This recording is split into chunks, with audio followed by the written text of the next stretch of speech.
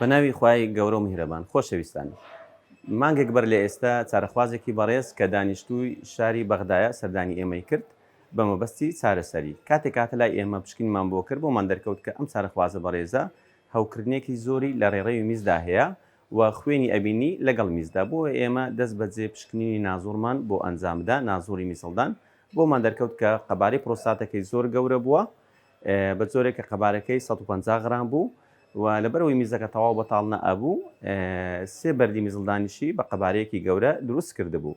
طبعا لەبەرەوەی هەوکردنێکی زۆری هەبوو، ئێمە نەئەکرا دەست بەجێ نەشتەرگەری بۆ ئەنجام بدەین. بۆیە ئێمە بۆ ماوەی 2 هەفتە بۆ 3 هەفتە لەسەر چارەسەری وەرگرتنی دژە بەکتریامان بۆ دانا. سوپاس بۆ خوای گەورە هەوکردنەکەی هاتە خوارەوە و وەزی عامی مستەقر بوو.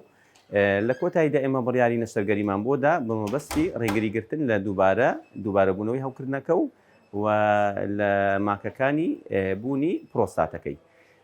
طبعا ئەو حاڵەتانە زۆربەی حاڵەتەکان ئێمە بە نازوور نەشتەرگەریەکە ئەنجام دەین، بەڵام ئەم حاڵەتی ئێستا کە باسی ئەەکەم ئێمە بە هەڵدرین ئەنجامماندا نەشتەرگەریەکە لەبەرچی لەبەر کۆمەڵە هۆکارێک.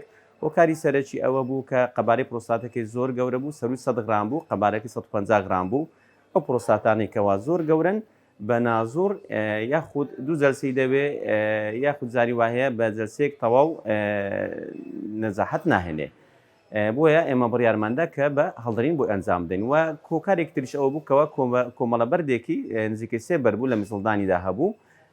بۆیە ئەنجامدانی دەشتەرگەری دەرهێنانی بەردی میسڵدان و پرۆستات لە هەمان کاتدا ئەگەر بێت و بە نازوور بێت زاری وایە کاتی زۆری دەوێ نەئەکرا.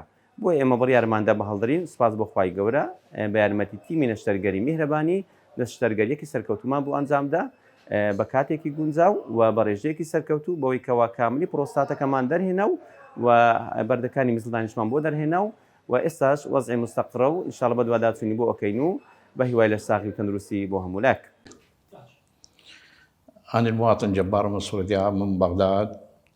كنت عندي حصرة كلش يعني بالإدرار، يعني عندي بروستات كلش قوية وحصوات عندي بالمثانة، وراجعت الدكتور زبير محمد آغا والحمد لله والشكر جرى لي العملية والحمد لله والشكر. هسه إدراري كل زين والعملية ناجحة والحمد لله والشكر.